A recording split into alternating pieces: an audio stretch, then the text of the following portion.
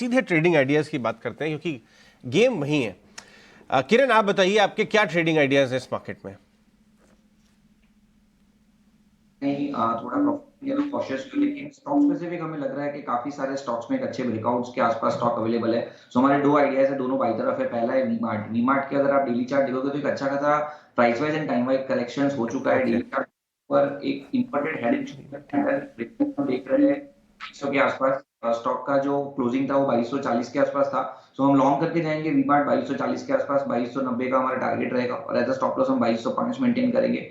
Next जो call है वो कैनफिन होम है। कैनफिन होम का भी आप डेली चार्ट देखोगे तो ऑल टाइम हाई के आसपास ट्रेड कर रहा है। रिसेंटली एक राउंडिंग बॉटम पैटर्न कंसोलिडेशन या तो एक असेंडिंग ट्रायंगल पैटर्न ब्रेकआउट हम कंसीडर कर सकते हैं। जिस तरह से मोमेंटम इंडिकेटर एक बुलिश जोन के अंदर ट्रेड कर रहा है, हमें लग रहा है कि कैनफिन होम की रैली भी कंटिन्यू रह सकती है। 810 के आसपास का सेटलमेंट या कोई भी डिप आता है या करंट मार्केट प्राइस से हम लॉन्ग करके जाएंगे। 835 का हमारा टारगेट रहेगा and 794 as a stop loss हम कैनफिन होम में मेंटेन करेंगे। तो VMart and Canfin Home both are the buy calls. ठीक है, किरण की तरफ से वीमार्ट और कैनफिन होम्स की ये दो शेयर आज ट्रेड करने के लिए। रत्नेश, आपके रडार पर क्या है? क्योंकि कल हमने देखा ना कि आखिरी घंटे में जो रैली बनी उसके पहले बैंकिंग स्टॉक्स लोगों के रडार पर आने शुरू हो गए थे, तो कल भर भर के बैंकिंग में ट्रेड करा गया है। आज कुछ डिफरेंट व्यू है या कुछ बैंकिंग में से भी है आपके पास? गुड मॉर्निंग एवरीवन, सभी दर्शकों को नमस्कार। डेफिनेटली व्यू बैंकिंग में से रहेगा, पर मेरा मानना ऐसा है कि अब पीएसयू बैंक जरूर यहाँ पे लीड करेगी। तो मेरा आइडिया जो रहेंगे वो पीएसयू बैंक से रहेंगे। सबसे पहले एसबीआई में काफी अच्छा कंसोलिडेशन हमको देखने को मिला है। ये अपने सभी की एवरेज का सपोर्ट लेकर इतने टाइम से कंसोलिडेट कर रही थी और करेक्ट कंसोलिडेशन का एक बढ़िया ब्रेकआउट देखने को मिला। तो मुझे ऐसा लगता है कि एसबीआई में यहाँ पे खरीदारी करना चाहिए। 594 का स्टॉप लॉस लगा के 612 रुपए तक के टारगेट हमको देखने को मिल सकते हैं। दूसरा इसमें से रहेगा कैनरा बैंक में भी काफी अच्छा एक कंसोलिडेशन देखने को मिला।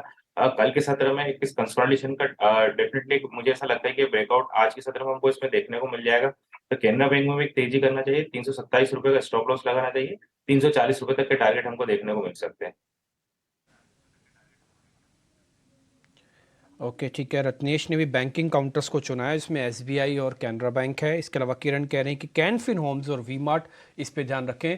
अब मिस्टर भागवत के पास चलते हैं और उनसे जरा पता करते हैं उनके कांस के शेयर कौन से हैं। सर, आप भी बताइए। Good morning. कॉल और सारे दर्शकों को मेरा नमस्कार। तो दो शेयर जो आज के लिए मैंने चुने हैं, पहला है ग्रासिम। तो ग्रासिम में आप कल डेली कैंडल देखे तो बहुत ही एक बुलिश कैंडल बना है। और अगर इसका चार्ट पैटर्न देखा जाए तो एंटायर जुलाई सीरीज में एक रेंज में पड़ा हुआ है, जो अपर एंड ऑफ द रेंज करीबन 1795 के आसपास आ रहा है और लोअर एंड 1740। तो जिस तरह से फ्यूचर्स और ऑप्शंस में बिल्डअप हो रहा है, टेक्निकल प्राइस पैटर्न डेवलप हो रहा है, हमारा मानना है कि ये 1800 का ब्रेकआउट आज ही कर जाएगा। और अगर ये ब्रेकआउट हो पाता है तो आपको 800 1870 से 1890 तक टारगेट इंट्राडे या एक दो दिन में देखने को मिल सकते हैं। तो एक बहुत ही पावरफुल ब्रेकआउट हम प्रीएम्प्ट कर रहे हैं, तो हम ग्रासिम बाय करना रिकमेंड करेंगे करंट मार्केट पे आज। और इसका टारगेट आप बना के चले 1870 और 1896 का, with a stop loss of 1740।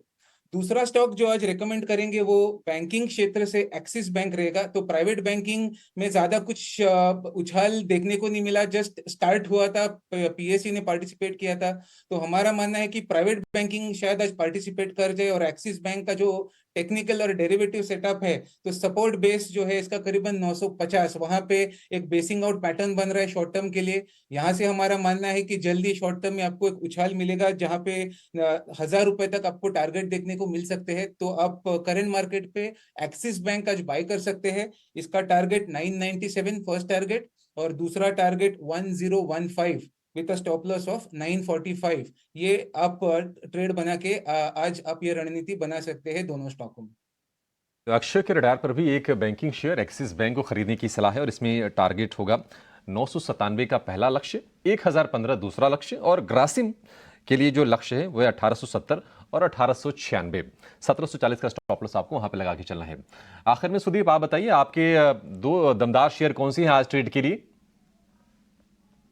पहला पिक है आईसीआईसीआई बैंक। हमने देखा है कि पिछले कुछ दिनों में जब भी बैंक निफ्टी में थोड़ा मंदा था या साइडवेज कंसोलिडेशन हम देख रहे थे, एक आईसीआईसीआई बैंक था जो एकदम स्ट्रांग था, 940 950 के ऊपर होल्ड करता था स्टॉक। 940 45 के जोन पे एक अच्छा सपोर्ट बना रहा था। ना, वही जोन पे अच्छा खासा पुट राइटिंग भी था। और कल के सत्र में हमने देखा कि कल पहला स्टॉक आईसीआईसीआई बैंक था जो बाहर निकल रहा था एचडीएफसी बैंक के साथ। एक कल नया एक all time high 52 week high भी बनाया स्टॉक ने। तो मुझे लग रहा है यहाँ पे एक अच्छा मोमेंटम है डेली वीकली चार्ट्स पे। और अगले कुछ दिनों में मुझे लग रहा है यहाँ पे 1010 के लेवल्स भी आ सकते हैं। एक नया ब्रेकआउट हम आईसीआईसीआई बैंक में देख सकते हैं।